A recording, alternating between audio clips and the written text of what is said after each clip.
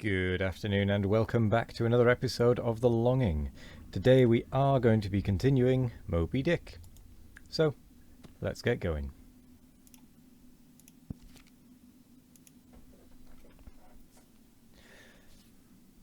Lionel, it seems, was on his way to John Ferdinando, as he calls the modern Juan Fernandez, in our way thither, he says, about 4 o'clock in the morning, when we were about 150 leagues from the main of America.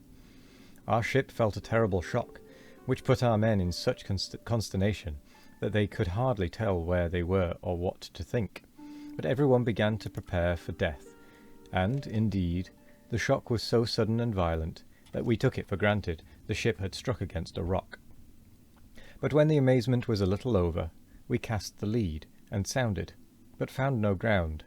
The suddenness of the shock made the guns leap in their carriages, and several of the men were shaken out of their hammocks. Captain Davis, who lay with his head on a gun, was thrown out of his cabin.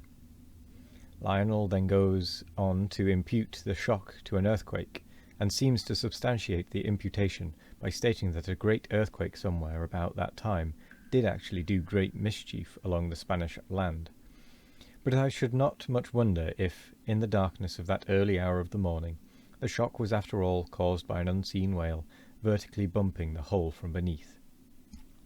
I might proceed with several more examples, one way or another known to me, of the great power and malice at times of the sperm whale. In more than one instance he has been known, not only to chase the assailing boats back to their ships, but to pursue the ship itself, and long withstand all the lances hurled at him from its decks. The English ship Pusey Hall can tell a story on that head, and as for his strength, let me say that there have been examples where the lines attached to a running sperm whale have, in a calm, been transferred to the ship and secured there, the whale towing her great hull through the water as a horse walks off with a cart. Again, it is very often observed that if the sperm whale, once struck, is allowed time to rally, he then acts, not so often with blind rage, as with wilful, deliberate designs of destruction to his pursuers. Nor is it without conveying some eloquent indication of his character, that upon being attacked he will frequently open his mouth and retain it in that dread expansion for several consecutive minutes. But I must be content with only one more and a concluding illustration, a remarkable and most significant one, by which you will not fail to see that not only is the most marvellous event in this book corroborated by plain facts of the present day, but that these marvels, like all marvels, are mere repetitions of the ages, so that for the millionth time we say Amen with Solomon. Verily, there is nothing new under the sun. In the 6th Christian century lived Procopius, a Christian magistrate of Constantinople, in the days when Justinian was emperor and Belisarius was general. As many know, he wrote the history of his own times, a work every way of uncommon value. By the best authorities he has always been considered a most trustworthy and exaggerating historian, except in some one or two particulars, not at all affecting the matter presently to be mentioned. Now, in this history of his, Procopius mentions that during the term of his prefecture at Constantinople, a great sea monster was captured in the neighbouring Propontis, or Sea of Marmora, after having destroyed vessels at intervals in those waters for a period of more than 50 years. A fact thus set down in substantial history cannot be gainsaid, nor is there any reason it should be. Of what precise species this sea monster was is not mentioned, but as he destroyed ships, as well as for other reasons, he must have been a whale, and I am strongly inclined to think a sperm whale, and I will tell you why.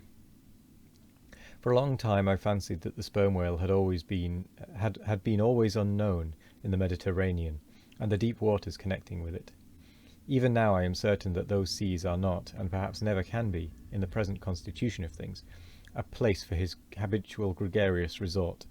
But further investigations have recently proved to me that in modern times there have been isolated instances of the presence of the sperm whale in the Mediterranean. I am told, on good authority, that on the Barbary coast, a Commodore Davis of the British Navy found the skeleton of a sperm whale. Now, As a vessel of war readily passes through the Dardanelles, hence a sperm whale could, by the same route, pass out of the Mediterranean into the Propontis. In the Propontis, as far as I can learn, none of that peculiar substance called brit is to be found, the ailment of the right whale.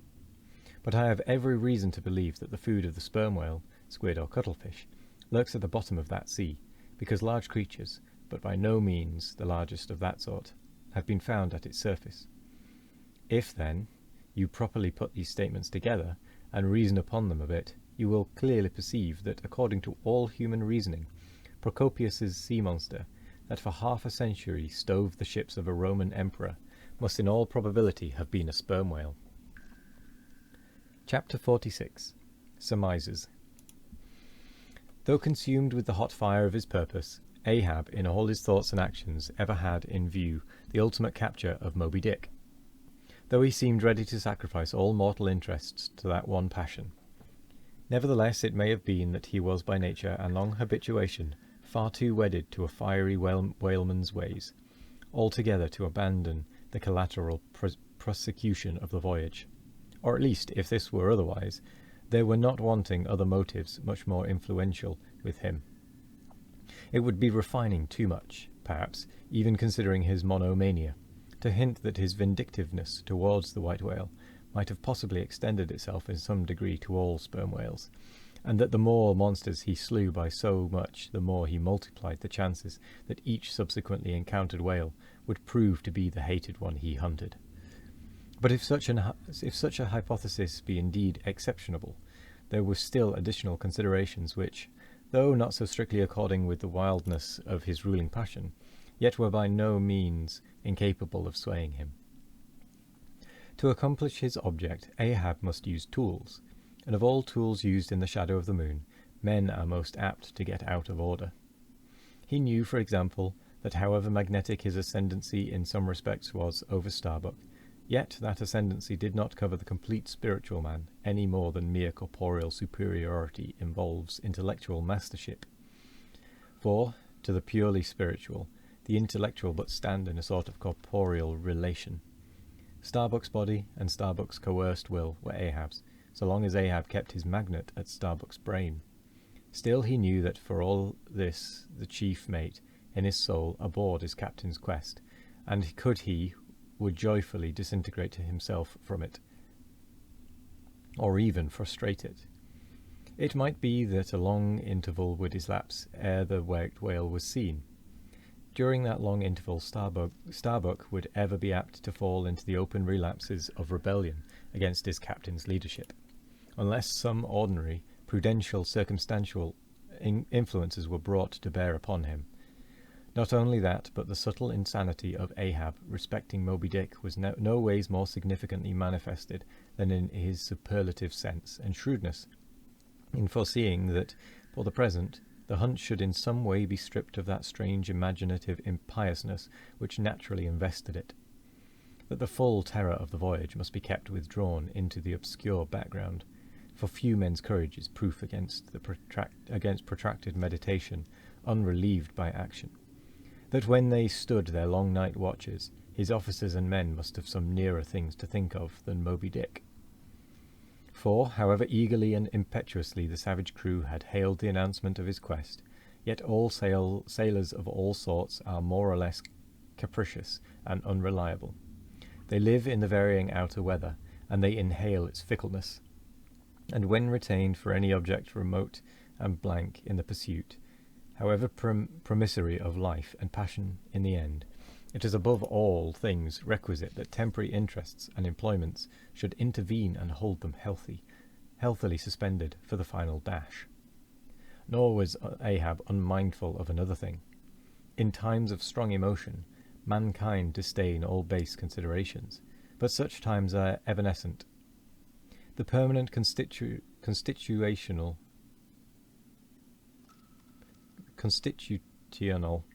condition of the manufactured man, thought Ahab, is sordidness.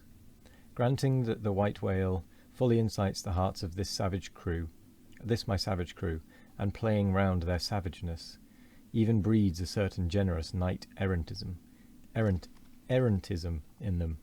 Still, while for the love of it they give chase to Moby Dick, they must also have food for their more common daily appetites. For even the high-lifted and chivalric crusaders of old times were not content to traverse 2,000 miles of land to fight for their holy sepulture, without committing burglaries, picking pockets, and gaining other pious perquisites by the way.